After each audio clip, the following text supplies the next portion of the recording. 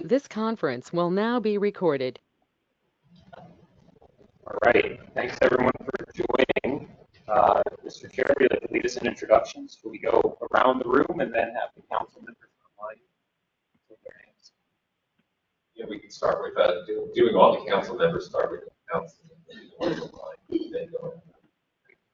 Excellent. Good morning, everybody. I'm Todd Chasen from Gordon Feinblatt. I'm the chair of the AQCAC committee appointed by the Maryland Chamber of Commerce. I'm Sandra Park of Leggett Gate, representing Albright County Chemical Engineers. Hello, I'm Anna Marshall, representing Baltimore Metropolitan Council. Good morning, I'm Ben Hobbs, Vice Chair and representing the university sector from Johns Hopkins. Thank you. I got to go now working. This is Sania Amr, University of Maryland Medical School. Good morning.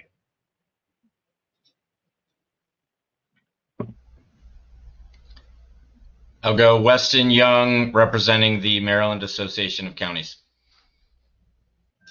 Good morning. Good morning, everyone. Ann Clays, representing the public utilities from the Maryland Chamber of Commerce. Good morning.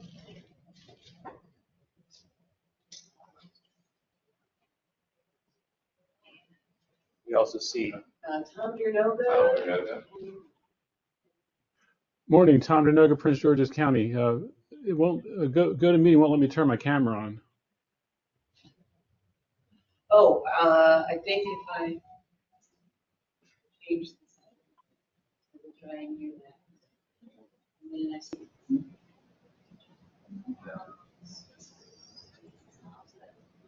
Oh, I heard Ross. yeah, we had Ross Salowich. I think he was on the phone. Yeah, I'm on the phone. This is Ross. I'm on the phone. I'm struggling with GoToMeet. What browser is best to use? I use Google. I can resend the link to the entire council right now. Well, I have the link. The problem is it's asking me to register, and then it's trying to download stuff. So, yeah, I've been trying for like a half an hour, honestly, but. I'm sorry for the difficulties today, right? It seems like right, it has been slower. This conference will now be recorded.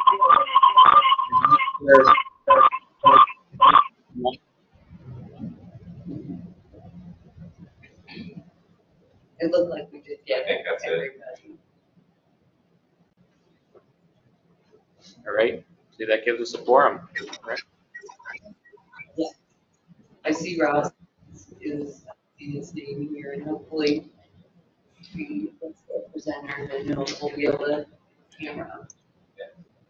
Maybe Shaw will be joining us at 9:30. Okay, and then maybe I'll just note we've got a good crowd in the room here, agency staff and some visitors. In the interest of time, perhaps we can jump right in rather than going around the room since we're starting a little late. Thanks everyone for bearing with us in the technical difficulties. Thanks for joining us this morning. So Mr. Chair, if I could make a couple of intro remarks before we get started, appreciate it. Morning everyone, I'm Chris Hogland. I'm the Air Director here at MDE, leading the staff support for AQCAC. We've got a good agenda for you today, 2 action items and then a couple of briefing items. We'll do the action items first. I know we're going to lose some council members later on in the time, so we want to make sure we get to those while everyone's present. Quick update on how we're looking pollution-wise. Early in the ozone season, we have started to accrue some exceedances. It was off to a bit of a slow start. We didn't see much in April or May, but we've had several here in June. And like in recent years, becoming a story, they're heavily influenced by wildfire smoke. Wildfires in Canada caused some exceedances recently, and then just over the weekend, I'm sure everyone noticed wildfires in New Jersey caused us to exceed the PM standard on Saturday, the 24-hour fine particle standard in the northeastern parts of the state.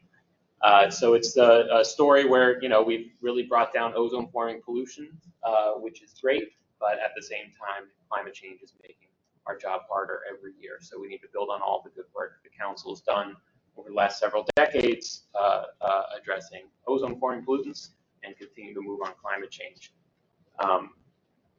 And we have a couple of regulatory actions here today that are related to both ozone and ozone forming pollutants and greenhouse gas emissions.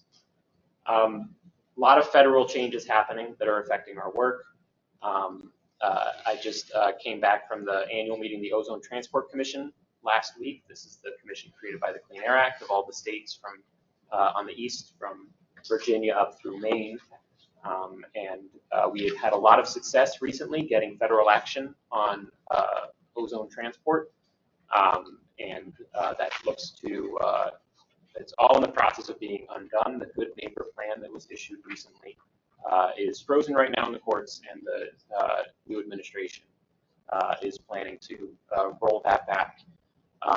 So we should not expect to see much in the way of reductions in the ozone forming pollutions flowing into the state along the lines that we had hoped for recently. And then also the other major source of ozone forming pollutant in the region is mobile sources, cars and trucks. They are quantitatively the largest source of ozone forming pollution. And last week, the president signed resolutions passed by Congress to rescind the waivers that allow Maryland and the other Clean Cars and Clean Trucks states to enforce the Advanced Clean Cars 2 regulation and the Advanced Clean Trucks regulation. And at the same time, without those state regulations, the way it works is when states don't adopt those multi-state regulations, they revert to the federal standards for vehicles, and the new administration is also moving to roll back those federal standards. So we're going to face some headwinds on those major sources of pollution in the state, interstate transported pollution and mobile sources, reaffirming the need for continued reductions from the building sector. You'll recall, as we've sort of brought a steady drumbeat of building sector actions before the council, we pointed to the fact that fuel burning equipment in buildings is a major source of ozone forming pollutants as well as greenhouse gases. So we'll have more progress on that topic here today. Reaffirm that I need to continue to act there. So today our two action items are first a couple of small flexibility improvements in the Advanced Clean Trucks regulation. This is the regulation to deploy electric trucks. There's obviously a lot of legal uncertainty with that regulation right now, given the president just signed a resolution last week to remove the state's authority to enforce that rule. However, these are flexibility improvements that California and the states have been working on with the industry for a while. We've committed to doing them. You'll see a full briefing on them in a moment. And they're things that we want in place regardless sort of how things play over the next couple of years. We're still several years away from enforcing the Advanced Clean Trucks regulation. So the uncertainty over whether we will be able to enforce it can sort of exist for a while. It's not an imminent challenge. So we have time to implement these flexibilities in the meantime, so that they're in place should we find ourselves enforcing this regulation in the future. And then we also have a first step in the clean heat standard that we've briefed the council on a couple of times now, a reporting rule for fuel use in the building sector. The rule is becoming more important given federal changes because we are going to need to need state level data for greenhouse gases, especially. One area of our greenhouse gas inventory where we are entirely dependent on federal data is fuel use in buildings. We use federal data for that. It also has a lengthy time lag. It's the reason our greenhouse gas inventory is not published promptly after the year in which it occurs. For example, we have a draft 2023 inventory out now that has placeholder data in the building sector because we're still waiting for the federal data there. The new administration has indicated they're going to roll back reporting rules, especially on the EPA side, but potentially elsewhere. So we are looking to firm up our state level sources of data so that we can continue to do our work and understand the pollution problem in Maryland. So that'll be the second action item. And then we'll receive briefings, just updates on where we are on all of our climate change initiatives, as well as a presentation of our annual Clean Air Progress Report to close out the meeting. So looking forward to it. Lots of fun discussion ahead. Mr. Chair, I believe we can go into the minutes next. Is a procedural stuff. Thanks, Chris. Does anybody have any questions prior to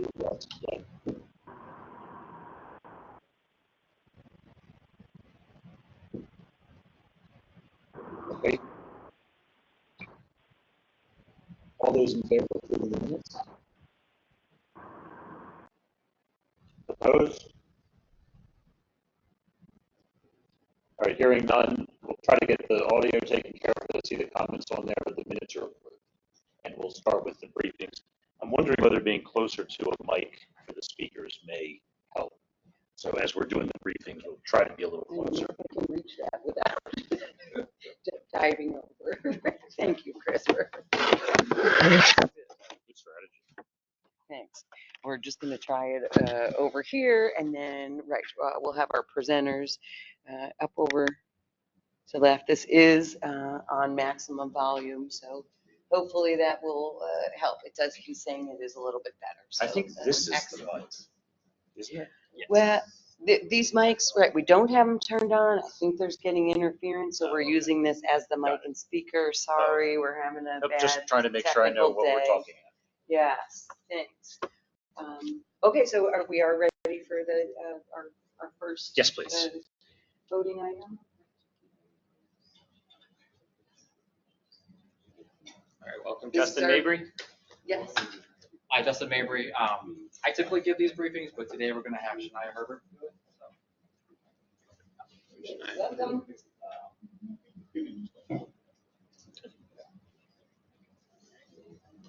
Thank you, Justin.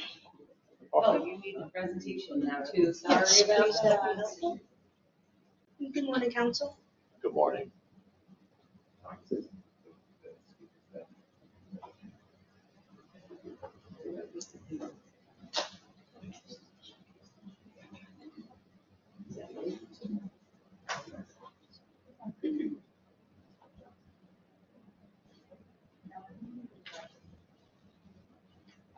I obviously need. Can I have a flash?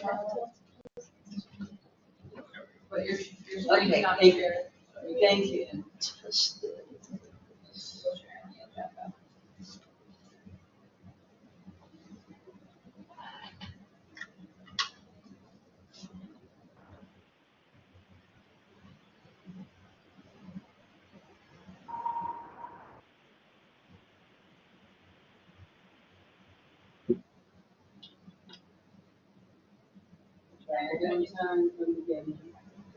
Showing them?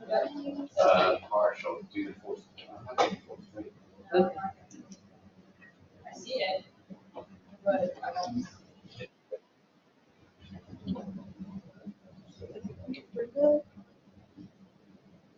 This might be.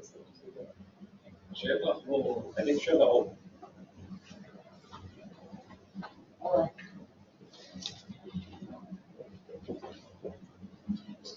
There you go. There. Yeah. All right. Let me make sure the Thanks, clicker is working. I'll just indicate when it's Something's happening. something. It's not working. Okay, I'll just indicate when it's gone. Okay. Everyone, thank you for your patience. Good morning. My name is Shania Herbert. I am an engineer with the Mobile Sources Control Program, and I am here presenting on the ACT regulation updates. Next slide, please. Okay. So just an executive summary of the Advanced Clean Trucks Act. Maryland has adopted it based on California standards. California is the only state that is allowed to create vehicle emission standards.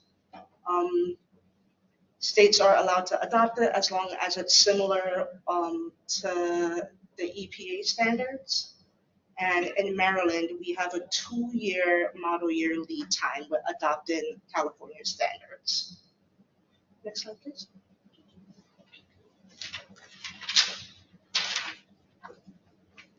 So the Advanced Clean Trucks Act requires a growing percentage of medium and heavy duty vehicles sold to be zero emissions. Those vehicles are from class 2B to class 8 vehicles, and they all have a weight class of over 8,500 pounds.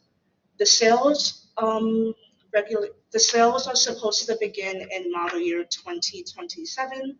However, Governor Moore did sign an executive order that delays the implementation of ACT until model year 2028.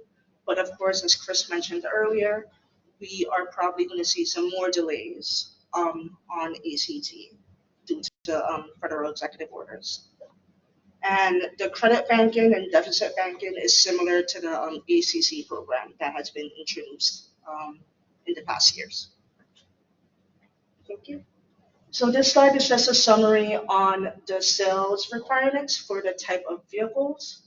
As you can see, in 2027, there's a 15% sale requirement for class 2B to 3 vehicles and for class 7 to 8 tractor trucks, 20% for class 4 to 8 rigid vehicles, and that increases up until we get to model year 2035. After 2035, those sales percentages remain constant. Next slide, please. And this is just a visual representation on the types of vehicles according to class. So 2 vehicles are like minivans, pickup trucks, step vans, and as you go up in class, the vehicle weight does increase. Next slide, please. Now, as for the regulatory update, we are adopting the CARB standards as required by the ACT. So some examples of the changes that are being updated, there's specific language that has been added to the regulation so that generation and compliance standards are specified. One of those standards being that vehicles are only eligible to create deficits or credits one time, meaning that once the vehicles arrive in the state of Maryland for sale, they can create the credit one time. And they are only eligible to create credits either under ACC or ACT. They cannot generate credits under both programs. Additionally, term definitions have been added to the regulations.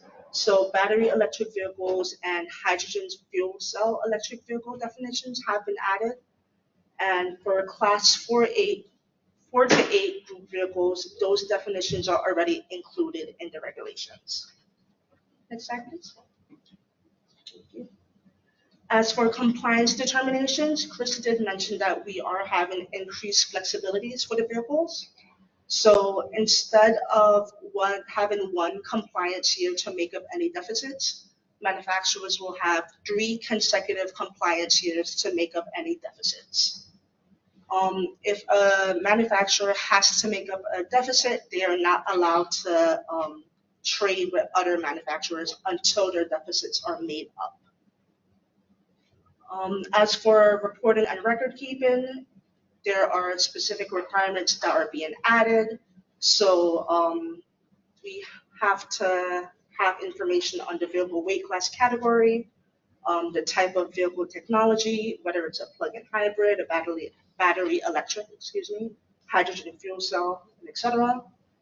And then there are certain documentations that we're going to add so that we can track the vehicles. And those documentations include invoices, receipts, contracts, and purchase orders. Next slide, please. Also, with the Advanced Clean Trucks rule, we have a requirement to create a needs assessment and deployment plan, which essentially determines if Maryland is ready to adopt the ACT rule, and we have to figure out what exactly we need in order to adopt ACT completely. So we had,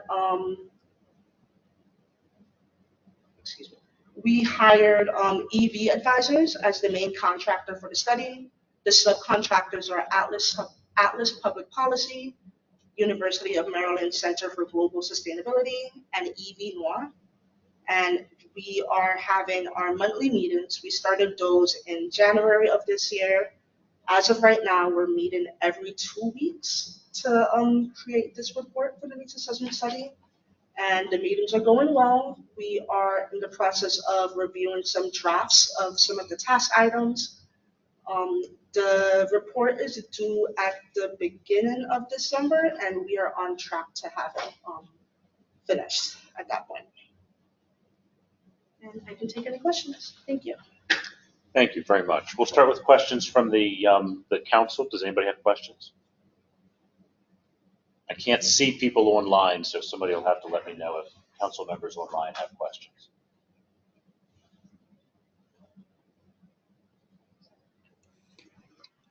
And I assume somebody's taking a look at the messages.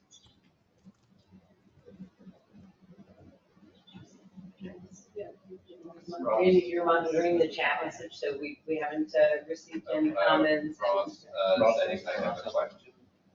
But Ross, you should. Okay. Yes. Hello. Can you hear me? You can. Thank you, Ross. Super. Okay. Great. Very nice presentation.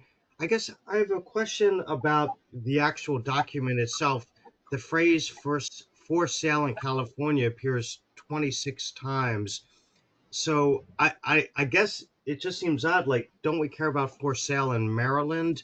So can that be explained? We're voting on something that has to do with sales in California, but not Maryland, if I read this correctly? Okay, thank you for your question. To my understanding, we adopt the documents by reference. So when we adopt it, it will be changed to Maryland, if I'm understanding that correctly. But we have to keep the document as is because those are CARB's document. Yeah, maybe I'll add a bit and then turn to Justin as well for more detail. Of course, under the Clean Air Act, we have to, if we're going to go with the multi-state standards, our regulations have to exactly match the multi-state standards. You can't take the regulation that California has promulgated and then, make some tweaks to make a Maryland-specific program. That's prohibited under the Clean Air Act. So what we do in our regulations is that we simply incorporate California's regulations by reference to ensure that conformity. But then in terms of how that's implemented, this would apply to sales in Maryland through Maryland's regulation. But Shania or Justin, if you have more to clarify on that point. Yeah, I think Chris pretty much covered it. We adopt it as it is, but then when it's applied to Maryland, there's a lot of instances in the regulations that say California, but it applies to Maryland once we've adopted it and incorporated that document by reference. Okay, that answers my question. Thank you. Thank you, Ross. It looks like Ann Place had a question as well. Hi, good morning, everyone. And I think you sort of just answered this question, but I guess I'm trying to understand the typical process for adopting their amendments. So every time California, adopts a new amendment, we have, as a state, have to also do the same thing. Is that what's essentially happening here? Yes, that's generally correct. And we bring these updates to the council pretty frequently, given that these regulations tend to be updated every couple of years. Okay, thank you. That's helpful. Thank you, Ann. Other questions from the council?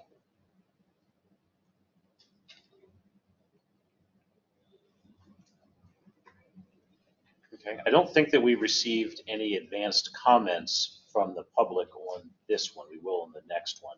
Does anybody in the room or online from the public have any questions or comments about the regulation before we debate it?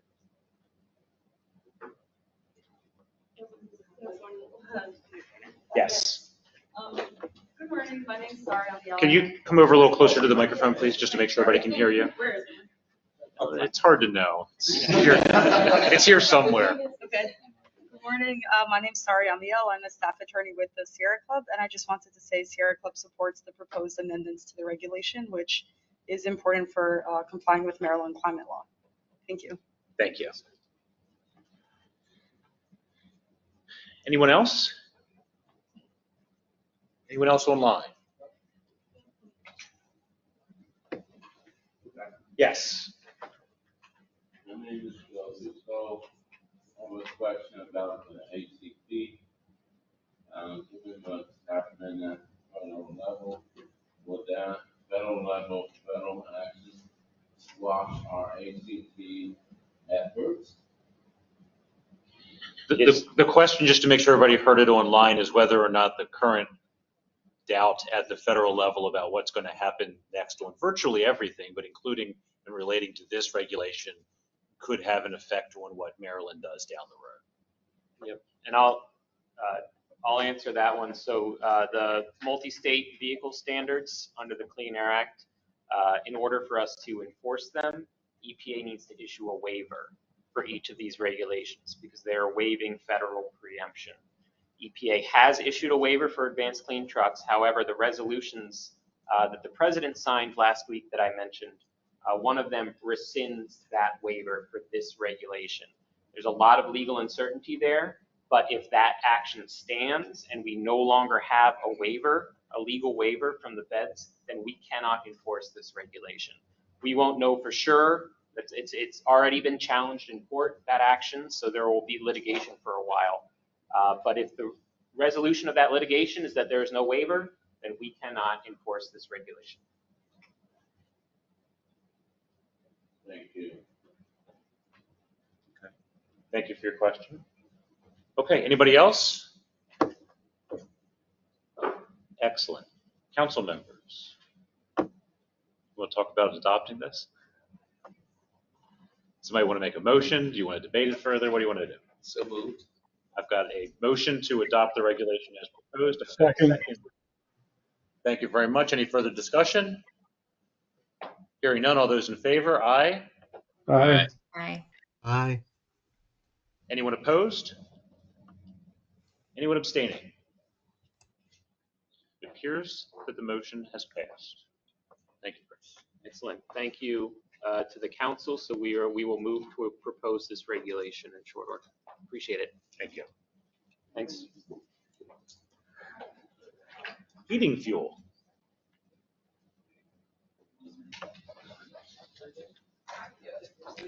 So our next action item, come on up, Dr. Zach Rzole will present on the heating fuel provider reporting program.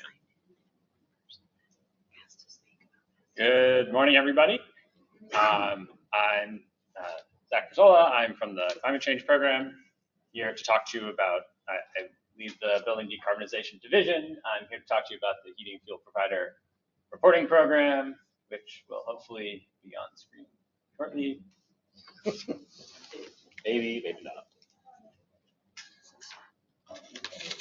It appears to be a fancy paperweight, but it was working for a minute, but not so much. Help it go with plugged in. See? Yeah. That's why he writes the regs. It's okay. Complicated. Well, you have to have a PhD to be able to do it. Yeah.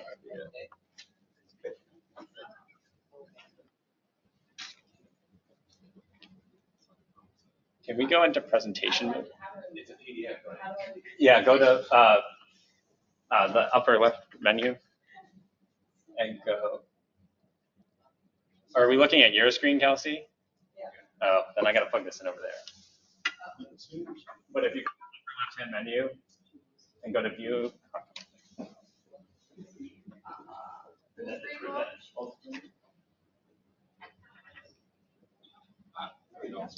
We have fun. Beautiful. But am I looking at? Oh, yeah, look at that. Okay. It's just lagging a little bit. Amazing. All right, we have a presentation. Let's get into it. I already gave you the introduction. Going to take a moment. So you all have the document in front of you. I just want to give you a quick overview.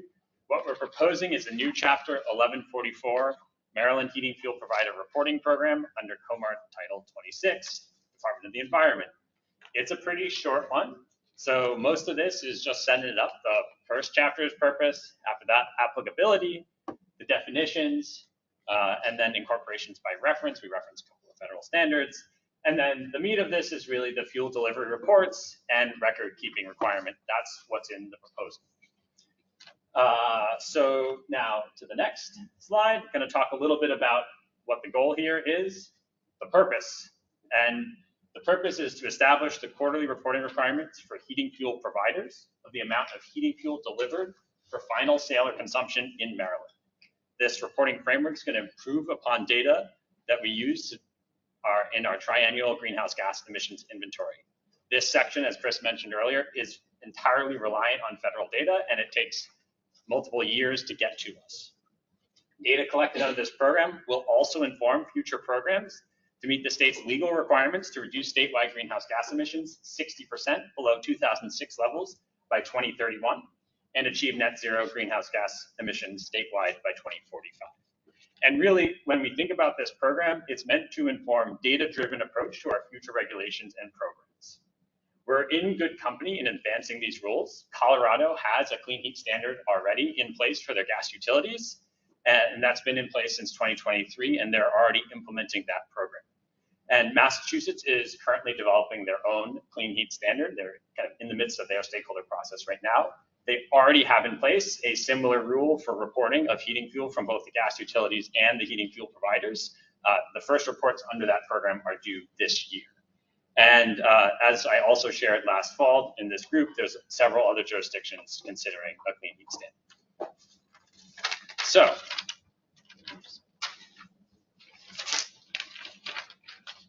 give you a little bit of who are the heating fuel providers that we're talking about for this rule. It's anyone delivering a heating fuel in Maryland, whether that's based in Maryland or not. These are natural gas utilities, heating oil delivery companies, and propane delivery companies. And we've already, as we've been talking to folks, heard there's some questions like, am I in, am I out? We're going to have a simple registration process where folks that might be an edge case can say, am I in or am I out? And we can make a determination as you register. So that will kind of clear up any of these edge cases. So before we dive into more, that's kind of the super high level overview of what we're talking about. Before we dive in, I just want to give you a little bit of an overview of all the stakeholder engagement we've been doing. As you know, we've been doing a lot of different stakeholder engagement efforts for our building decarbonization program at large, specifically a lot of work around BEPS, but we've taken a lot of what we learned from that process and implemented it here as well. And so we have about 380 different people on our email list already for Clean Heat. And we've been doing a lot of outreach and engagement over the last year. So I presented here last fall to talk about the clean heat rules at large, give you our first introduction. We then held in October 2 different presentations, one for the gas utilities to give them an update on the clean heat rules and a presentation and overview of the main components. Then we held, and we had all the gas utilities in the state attending that presentation there. And then in the next day, we held an update and preview for the heating oil and propane distributors.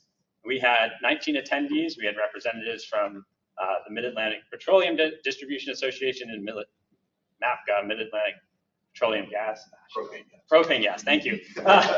Always forget all the acronyms, as well as several of their members. So we presented that in October following here. And then we had a public presentation with over 100 people registered, 54 attendees, and since then 212 YouTube views of that presentation we gave in early November, introducing the clean heat rules writ large. Then a little later, we held a webinar on what we call the clean heat rule reporting requirements for obligated parties webinar. 119 people registered, 70 attendees. This was the first draft of our regulations you see today. We presented a couple of slides with the basic framework for the rule and what we'd be requiring. Quarterly reporting, heating fuel delivered. At that time, we were a little bit more, we had some different pieces of it, and as we received feedback from that process, we've made changes that have resulted in what we're showing you today. So we've also then, this past winter, held multiple one-on-one meetings with a lot of stakeholders in the clean heat ecosystem, all folks that might be involved, contractors, HVAC providers, heating fuel providers, others, community members, and specifically, again, heating fuel providers. We reached out to 21 different companies that provide heating fuel in the state, as well as held a few meetings through the associations.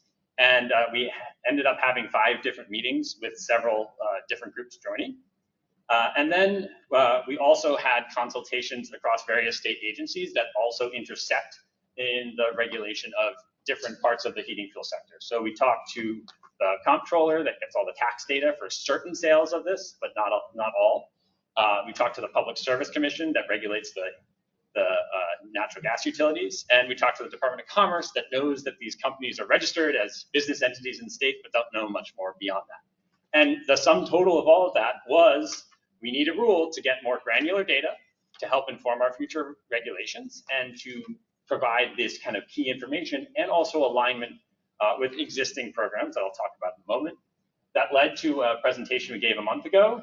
That was the heating fuel provider program reporting webinar. We had about 100 registrants. We had about 55 attendees, and since then, just in the last month, 60 people have viewed it on YouTube.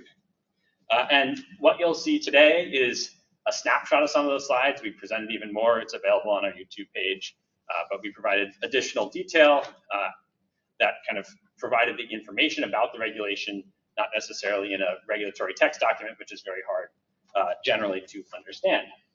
So with that, I want to give you some feedback we've received and how we've been addressing it. And then again, I'll give you some more of the details of the program. As I mentioned, the program has been changing and shifting since the fall based on that feedback. One of the biggest pieces of feedback we got was that the gas utilities are already reporting a lot of this data through this specific EIA form 857.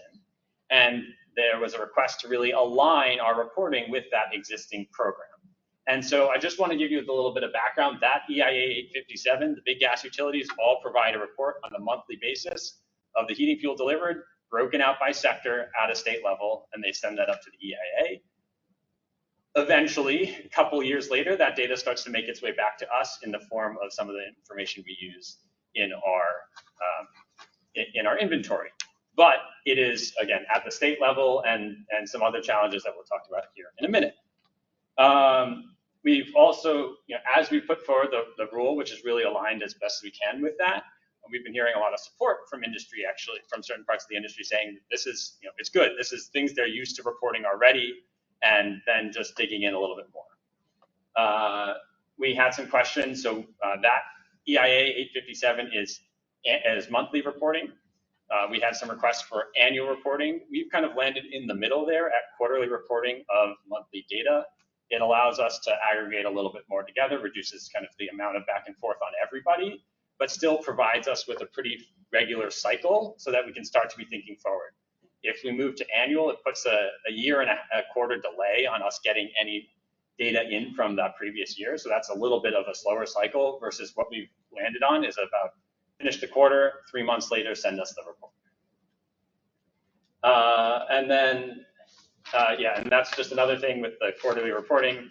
We're giving that 90 days, whereas the EPA is a 30-day, or the EIA gives 30 days turnaround. So we've received support for that additional time to verify and make sure the data is good. The biggest big change from EIA 857 is county level reporting. So we're put forward in this rule county level reporting. We're doing that for air quality purposes. We do all of our emissions, NOx planning, ozone planning, and attainment at the county level. And when we think about public health impacts in the state, that county level data really helps inform a lot of the impacts on the air we breathe. And so we've put in county level requirements here to help better understand that data. And the EIA takes that data and often does some statistical working to kind of try to forecast down, but there's nothing better than the good raw data of what's actually being done. And so that's why we put that there. We also have heard concerns about the kind of confidentiality for certain providers if they're putting in county level data, and specifically around the largest sources of use in those counties. Maybe there's only a handful of industrial customers, but those large industrial customers are already, by and large, going to be permitted sources with the department. Their data is already subject to public disclosure, and then everything else is really getting lost in the mix of lots of data being reported and aggregated.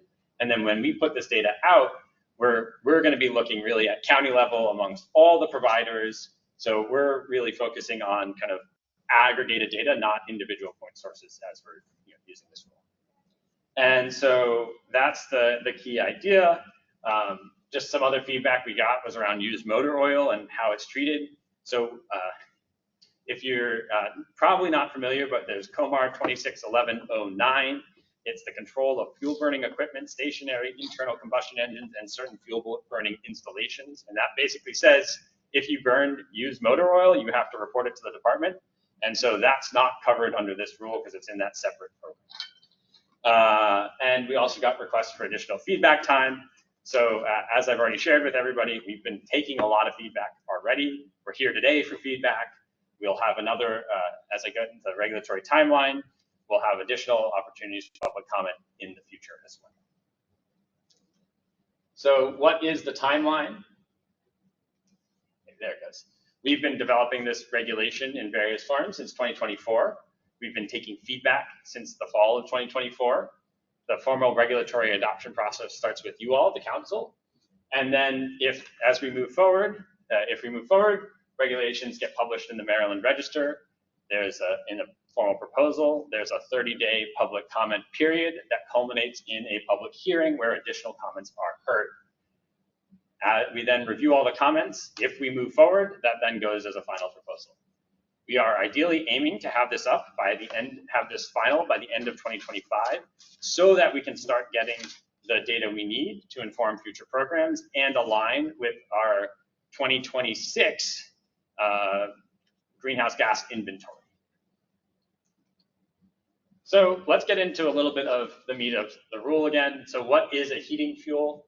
Any material substance, whether solid, liquid, or gaseous, that can be used to supply heat to a building is biofuel, biomethane, coal, hydrogen fuel, kerosene, natural gas, propane, and then number 1, 2, 4, 5, and 6 fuel oils.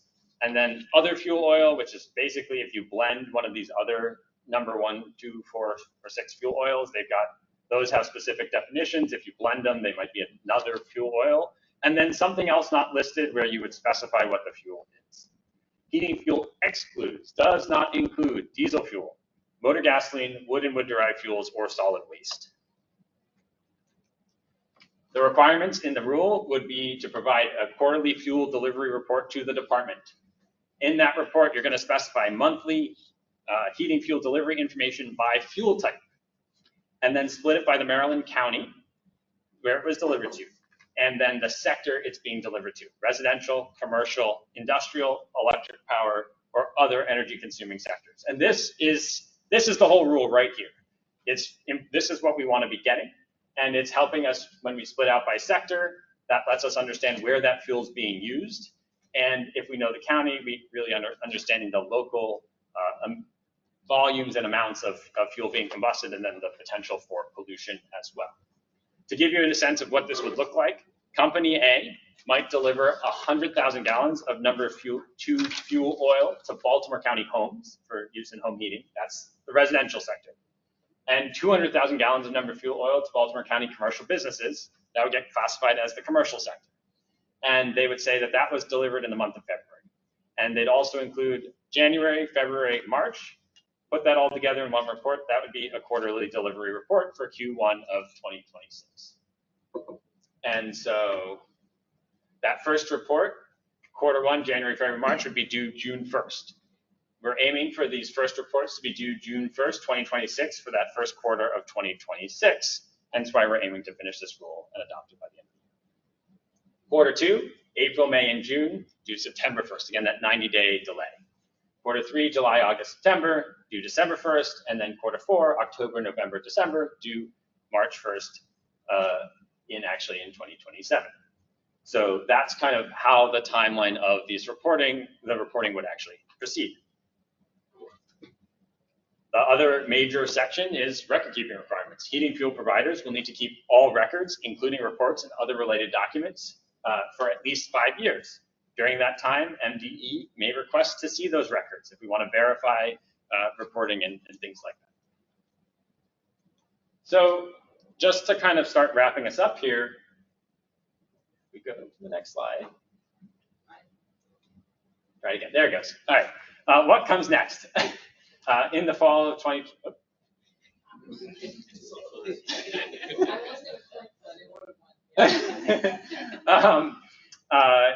If we move forward from here, in the fall of 2025, we'd have regulatory proceedings that notice of proposed action, public comment period, and public hearing. We're targeting the end of 2025 for final adoption of the heating fuel reporting rule. In June 1st of 2026 would be that first quarterly report due, covering January through March of 2026. We're aiming, as we do our stakeholder development, and we're very much still in that input and iteration phase on the clean heat standard, but we're aiming that would then fall along in 2027. And then in 2028, we would release the 2026 greenhouse gas inventory, informed by all the reported data happening out of that first year of reporting under the program. And so that's kind of one of the things driving the timeline here is both of those two programs. And with that, we're at discussion. Thank you. Excellent. Ben? Yeah, thanks, Zach. So you'll be getting data by supplier, by county, by sector, by quarter. What is publicly available and what is protected? Yeah. From FOA inquiries or whatever.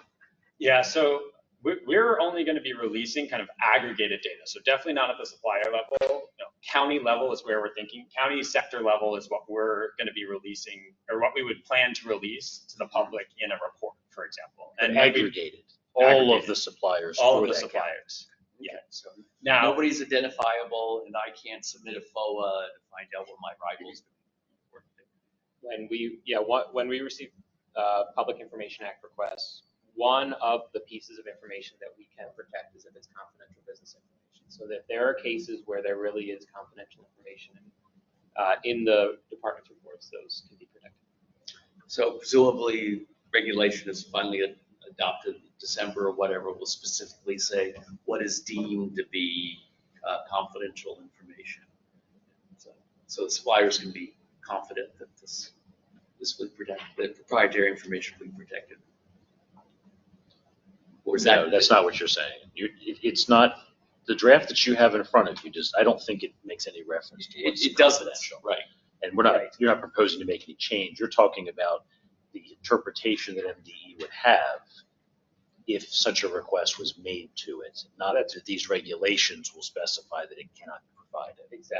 Exactly. We sort of rely on the rules for confidential information generally, rather than writing them into the regulation.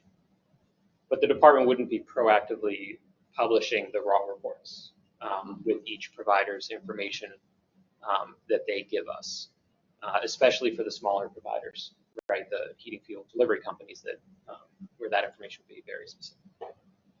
We'll be aggregating anything we report. So the suppliers would have assurance based on what MDE is, how MDE's policy that is generally applied is. If that's enough assurance to the suppliers, if they feel that's enough assurance, that's fine with me. But it's not worth putting into regulation, I'm saying, because that would be redundant. Yeah, I think that would be our position if there were, that suggestion. But we are open to the council's feedback, of course. So the report will include an estimated emissions from those fuel information only, or you're going to have that aggregated fuel, like consumption or whatever the use number, and then emissions data also? Yeah, so to reduce the workload and the burden on reporting parties, we would do the emissions calculations based on the fuel type they've selected and published emissions factors. Yes, I have another comment about the slide 8. 8? Yeah, so. Are you going or am I going? Whatever the fuel required to get here. The heating fuel includes number 2 fuel oil, and then you said heating fuel excludes diesel fuel.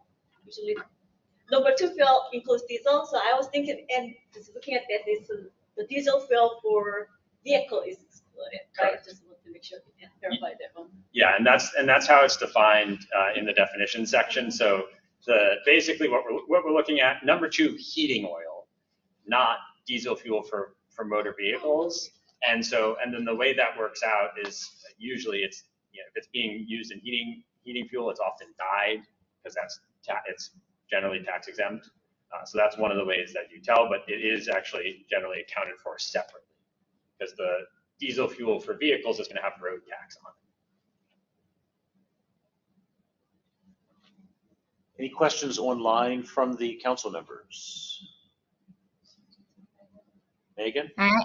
Go ahead, Ann, you go first. Yeah, I just have a couple quick questions. The document says in terms of economic impact, there's a minimal economic impact upon heating fuel providers. Do you have an idea of what that economic impact is dollar-wise? So I can tell you that the EIA 857 form estimates a reporting burden of 3.5 hours per report to put all that data together. And so that is the kind of the goalpost we're working off of. We cut down to just 4 reports. So at the low end, we're talking about 14 hours of burden per year to the providers. So that is our economic impact. 14 hours minimal impact is kind of how we did it. Even if you went to the full extent of it's still 12 monthly reports, that's 40 hours. It's still pretty minimal in the grand scheme of the reporting program. Thank you. And then the other question I had is, have these regulations been actually sent out to everybody that's been participating in these meetings? I think, you stated that you went through this at a high level, but I think we all recognize that the actual language, is important and what's in them. So I just wanted to make sure that those stakeholders have had the opportunity to review those regulations. So what we presented a month ago was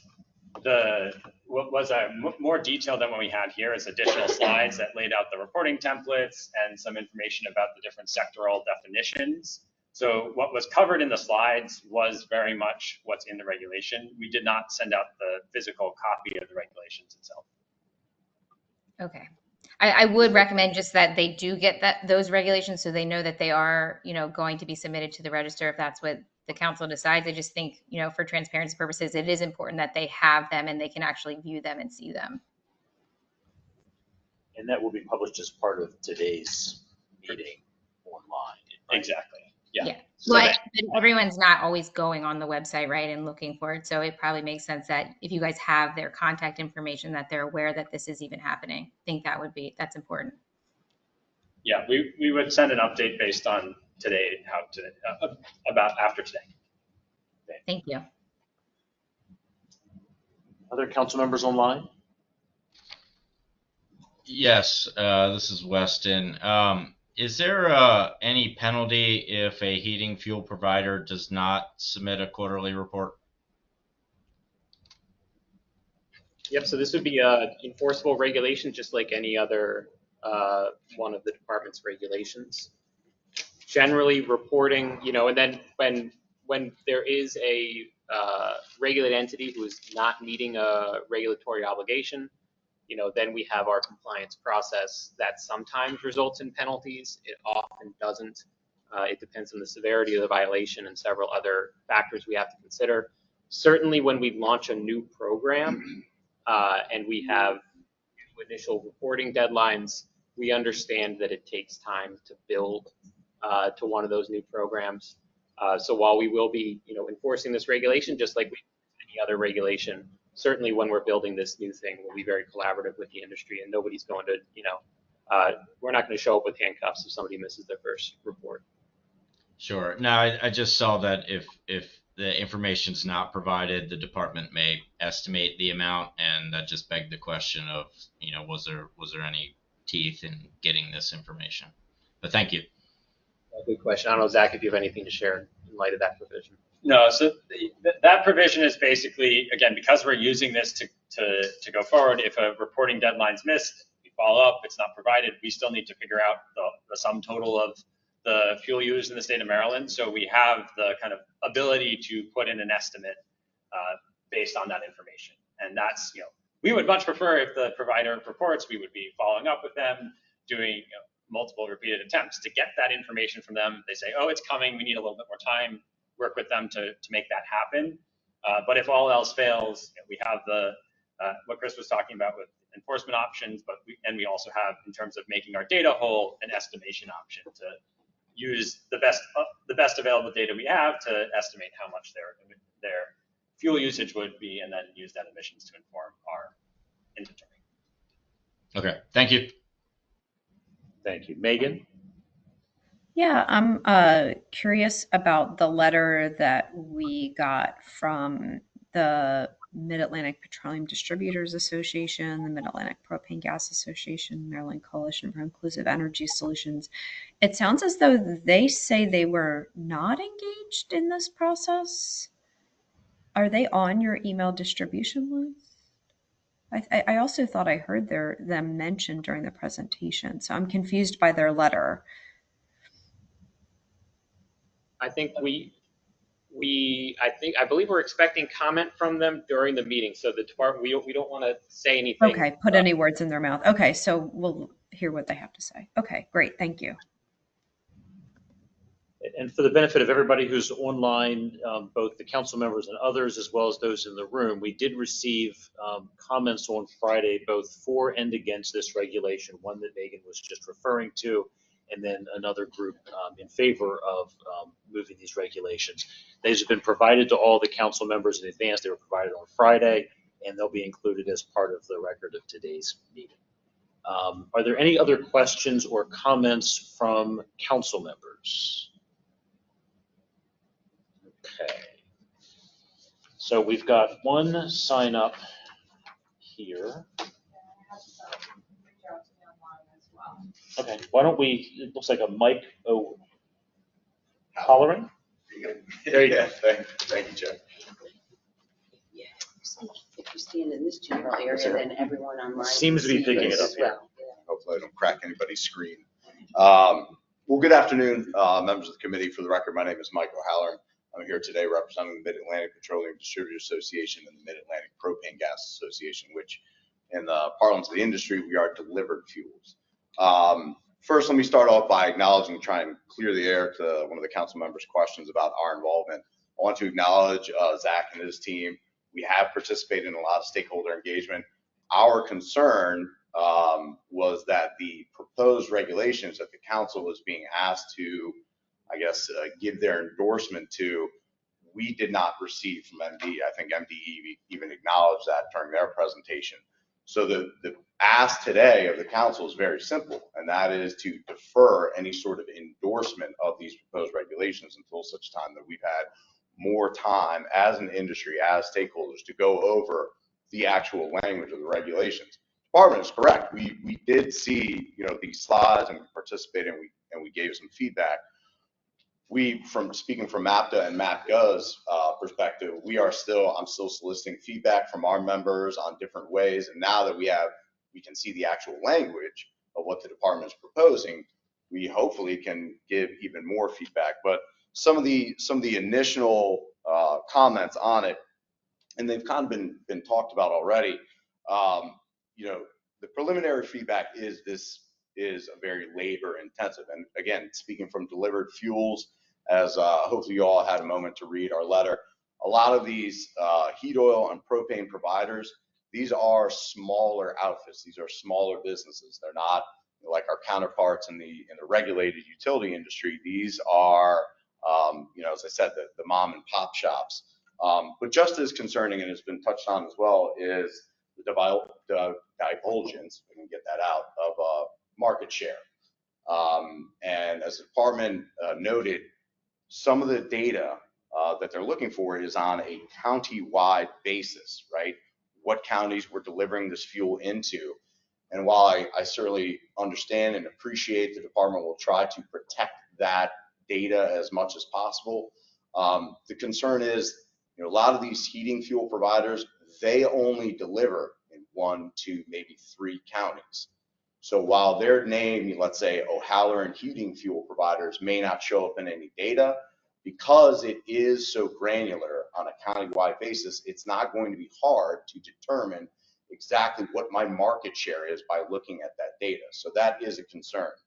And there has been some mention about other data sources out there. We mentioned that in our letter as well, whether it's the EIA. I'm actually going to reach out to the comptroller's office, see if that's another possible source. Because again, they're looking at using this data to help inform their triennial GHG inventory. Well, certainly they've been doing that so far, and I know they mentioned today that they'd like more data. But going back to my previous point about countywide, the GHG inventory, if I'm not mistaken, is for the entire state. So if we are to move forward, perhaps a suggestion, and I proffer this to the department, is get rid of the county-specific data. But those are just some of the preliminary feedback. Again, I want to acknowledge the department's engagement with us. We'll continue to keep those lines of communication open. And then finally, as a point of reference, I'm sure many of you are aware, state of Vermont, a few weeks ago, they effectively shelved their entire clean heat standard because of a lot of issues that they're seeing there. And part of what they did, the Public Utilities Commission there said that they are not going to enforce their own version of the HFPR, if I can get it correctly. They're not going to even enforce their own version of the HFPR program. So with that, again, I appreciate it, and the simple ask is for this council to defer any sort of endorsement of these proposed regulations while we continue engagement with the department. Thank you very much. Thank you. Thanks. Other comments? That's all I have in writing in front of me, but you guys have others? Yeah. Ann Haverman? Online, I think. I am here, yeah. Sorry, just had to get off. Hi, everybody. Good morning. My name's Ann Haverman, and I'm talking today on behalf of CCAN Action Fund. We're a grassroots climate group with tens of thousands of supporters in Maryland. So thank you for the opportunity to testify today, and many thanks to MDE for all your work on the clean heat rules. Just want to zoom back a little bit. MDE is working on two clean heat rules, a clean heat standard and a zero emission heating equipment standards. These two rules complement each other. They support state climate goals, and they also support the agency's directive to protect residents' health by regulating local air pollution. Finally, they will also help protect consumers from fluctuating energy bills thanks to more efficient electric equipment. MDE is not developing these rules in a vacuum, as Zach already mentioned. The Maryland General Assembly passed a law in 2020 requiring the state to reduce greenhouse gas emissions 60% by 2031. To meet this requirement, we have to tackle buildings, and this is a first step. Plus, Governor Moore has seized upon the promise of more clean heat in Maryland, and he issued an executive order almost exactly a year ago directing MDE to develop these clean heat rules. So that's why we're here today. The Heating Fuel Provider Reporting Program is a first step towards a clean heat standard, which will require utilities to deliver an increasing amount of clean heat to customers over time. Moving away from burning fossil fuels to heat our homes and businesses is necessary. Burning fossil fuels to heat buildings emits more than 3 times as much smog-forming air pollution as all of the state's power plants combined. Zero-emission equipment like electric water heaters and heat pumps are already the best-selling heating systems in Maryland, with 50% of households on track to adopt a heat pump by 2030. At a time of rising utility rates, this highly efficient equipment will also help stabilize Marylanders' electric bills and energy bills. So in order to draft an effective clean heat standard with appropriate benchmarks, we have to understand the universe of heating fuel providers. The Heating Fuel Provider Reporting Program will provide this baseline data. We support this step towards developing a rule that phases in clean heat over time, and we look forward to participating in the regulatory process moving forward. While MDE is not presenting on a zero-emission heating equipment standard today, I did want to also speak in favor of these healthy air standards. A ZHES rule will ensure that pollution-free space and water heating equipment systems are phased in over time and at the natural point of equipment failure. So I urge you first to advance without delay the heating fuel provider reporting program as a first step towards meeting the governor's directive to develop a clean heat standard that requires utilities to deliver clean heat to customers. And I also urge MDE to develop, adopt, and implement strong zero emission heating equipment standards that will also reduce air pollution and help stabilize utility bills while helping us meet our climate goals as well. So thanks for the opportunity today. Thank you very much. We have another person in the room who had a comment hiding behind the pole over there that I can't see. Please identify yourself again. Yeah, thank you. I'm Sari Amiel. I'm a staff attorney with Sierra Club. So I wanted to share that Sierra Club supports MDE's proposed reporting requirement and urges its approval without delay. This rule will generate information about different types of heating fuel that are used in Maryland, and it will inform the development of a clean heat standard to reduce greenhouse gas emissions from Maryland's building sector. A clean heat standard, which, as mentioned, Governor Moore proposed in an executive order last June, will deliver critical climate and public health benefits to Maryland. This policy would require fuel providers to burn less methane gas, which will reduce Maryland's greenhouse gas emissions.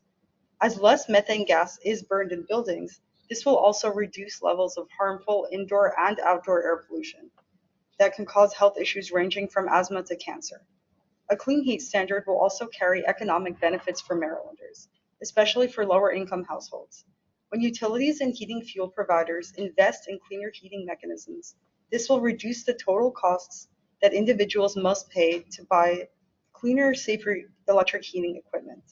This is especially important to help lower income Marylanders electrify their homes, since they often can't afford the upfront costs required to transition to electric heating. A zero emission heating equipment standard, also called ZHES, which Governor Moore also called for in his executive order from last June, would be complementary to a clean heat standard. That rule would ensure pollution-free space and water heating equipment is phased in over time, which will also reduce indoor and outdoor air pollution. At a time of rising utility rates, installing highly efficient equipment like heat pumps can help reduce Marylanders' electricity costs. One concern that I'll just note in advance is that MDE's clean heat standard should not ultimately be incentivizing the adoption of alternative fuels, such as biomethane, biogas, and hydrogen. Biomethane and biogas are normally just methane, which is a significant greenhouse gas, and these fuels would require continued spending on gas pipeline infrastructure, which can total hundreds of millions of dollars each year. It is much more cost effective to maintain the electric system rather than two entirely parallel heating systems. Also, hydrogen is energy intensive to create, which often makes it costly and more environmentally harmful than its inputs. All of these alternative fuels tend to be costly, experimental, and have limited supply. In conclusion, Sierra Club urges the approval of MDE's proposed reporting rule for heating fuel providers without any delay, and urges MDE to ultimately enact a clean heat standard that does not provide credits for alternative fuels. Thank you for considering these comments and for your work on this important rule. Thank you. Okay, do we have any further public comment anywhere? Okay.